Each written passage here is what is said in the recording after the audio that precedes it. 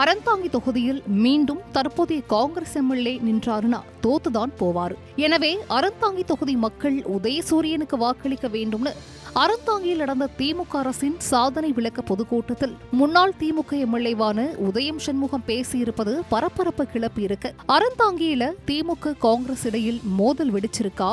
என்ன நடந்தது? விரிவாக பார்க்கலாம் இந்த தொகுப்பில்.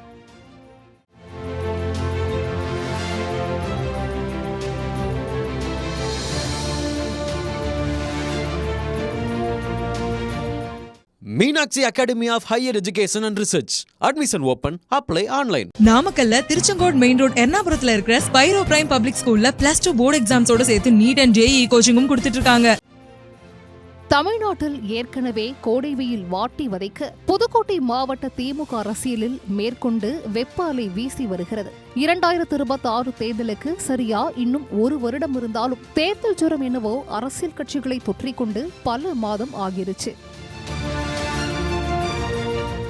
குறிப்பா ஆளும் திமுகவுடைய கூட்டணிக்குள்ளேயே சலசலப்பு ஏற்பட தொடங்கியிருக்கு. ஆட்சியில் பங்கு, அதிகாரத்தில் பங்கு என்று சொல்லி கூட்டணி கட்சிகளே திமுக கூட்டணியை மேல்மட்டத்தில் ஆட்டி படைக்கிறது ஒரு புறம் இருந்தாலும் கீழ்மட்டத்திலேயும் பல்வேறு தொகுதிகள்ல சலசலப்பு ஏற்பட்டுக்கிட்டு தான் இருக்கு.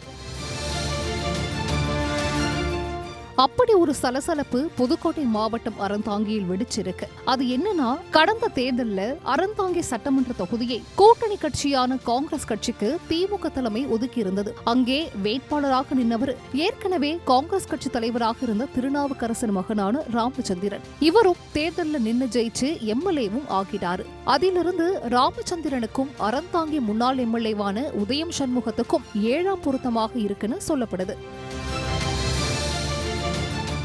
இப்படி இருக்கையில அறந்தாங்கி சட்டப்பேரவை தொகுதிக்கு உட்பட்ட பகுதியில் திமுக சார்பில் சாதனை விளக்க பொதுக்கூட்டம் நடைபெற்றது. இந்த கூட்டத்தில் பங்கேற்று பேசிய முன்னாள் அறந்தாங்கி எம்எல்ஏ உதயம் சண்முகம், தற்போது அறந்தாங்கி தொகுதிக்கு ஒரு புதிய பேருந்து கூட சட்டமன்ற உறுப்பினரால் பெற்றுக் கொடுக்க முடியவில்லை என்றும், அதேபோல சாலை வசதி ஏதும் இல்லாத தொகுதியாக அறந்தாங்கி தொகுதி இருப்பதாகவும், அறந்தாங்கி RDO அலுவலகத்திற்கு ஒரு புதிய கட்டிடத்தை கூட தற்போதைய சட்டமன்ற உறுப்பினர் பெற்றுக் கொடுக்கவில்லை என்றும் குற்றம் சாட்டினார்.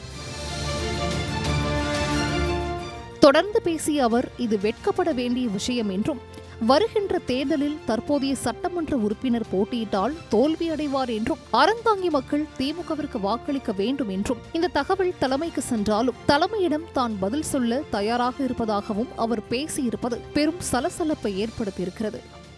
ஒரு பேருந்து இந்த அறந்தாங்கி தொகுதிக்கு வந்திருக்கிறதா?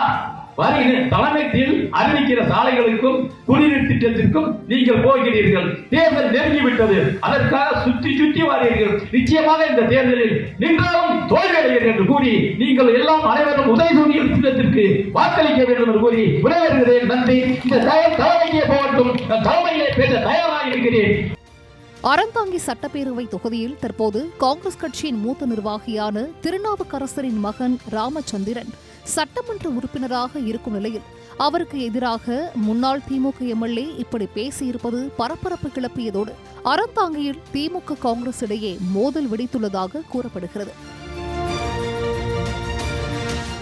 இதுகுறித்து காங்கிரஸ் கட்சி நிர்வாகத்திடம் விசாரித்த போது எத்தனை சீட்டு, எந்தெந்த தொகுதி அப்படின்னு தலைமை முடிவு செய்கிறது. அது மட்டுமில்லாம உதயம் சண்முகத்திற்கு சீட்டு கிடைக்குமா கிடைக்காதான்னு தெரியாது. அதுக்குள்ளேயும் உதயம் சண்முகம் அறந்தாங்கி தொகுதியை திமுகவிற்கு ஒதுக்கணும்னு பேசுறது சரியில்லை. அவர் பேசுவது கூட்டணிக்குள்ள சங்கடத்தை தான் ஏற்படுத்தும் என்று கூறினார்.